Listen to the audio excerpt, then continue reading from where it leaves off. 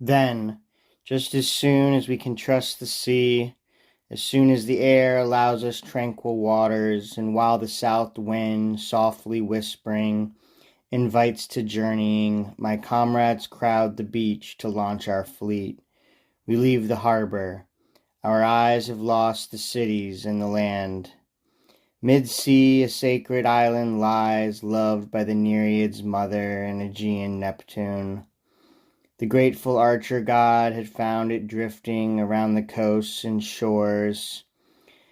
He bound it fast to towering Mykonos and Giaros, stable, habitable, scorning the winds. And there I sail, this island grants calm entry. Safe harbor to our weary company.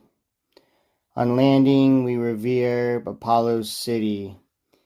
King Aeneas, both king of men and priest of Phoebus, garlands on his brow and holy laurel, hurries to meet us, recognizing Anchises, his old friend.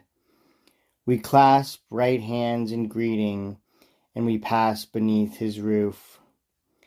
At once I offered homage to the temple of Phoebus, built of ancient stone. Give us, O God of Thimbra, our own home. Give us, the weary, walls and suns, a lasting city.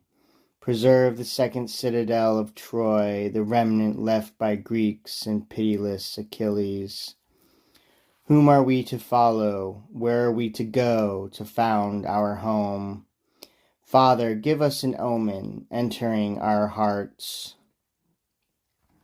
No sooner had I spoken so when all the gateways and the laurels of the gods seemed suddenly to tremble, and the whole mountain began to sway.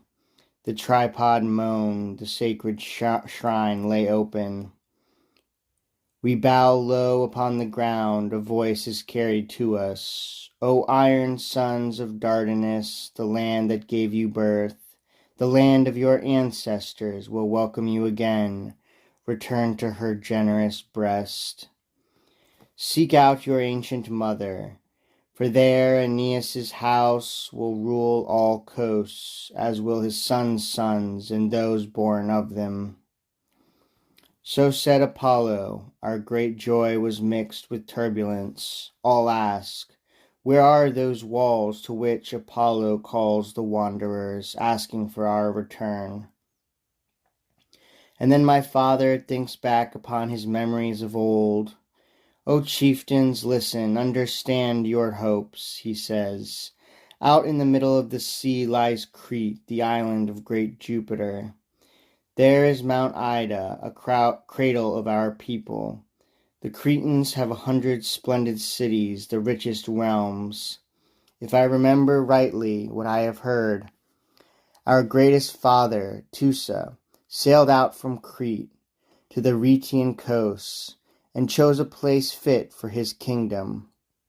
Ilium, the towers of Pergamus, were not yet built. Men lived deep in the valleys, and from Crete the mother goddess came to Cybelus, as did the Corybantes' brazen symbols within the grove of Ida. And from Crete she brought the reverential silence of her mysteries, the team of harnessed lions that draw her chariot, a Cretan custom. Then let us follow where the gods have led. Let us appease the winds and seek the shores of Knossos. They are not too far from here. If only Jupiter be gracious to us, our fleet will land at Crete on the 3rd day. This said, he slaughtered seemly sacrifices, a bull to Neptune, one to you, Apollo, a black sheep to the winter, god of storms, and to the favoring west winds a white. We hear a rumor that Idomeneus, the prince of Crete, is exiled from his father's lands, that the coasts of Crete have been abandoned. There are no enemies, deserted houses await us there.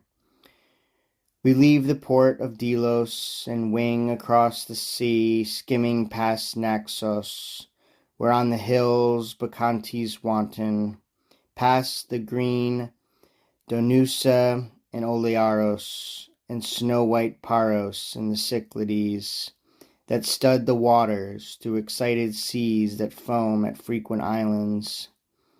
And the oarsmen cry out as they contend, my comrades urge, drive on to Crete and to our ancestors.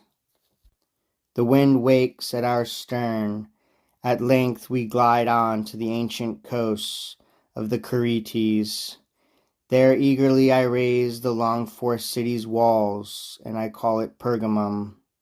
I spur my people, happy in that name, to love their home, to build a citadel on high.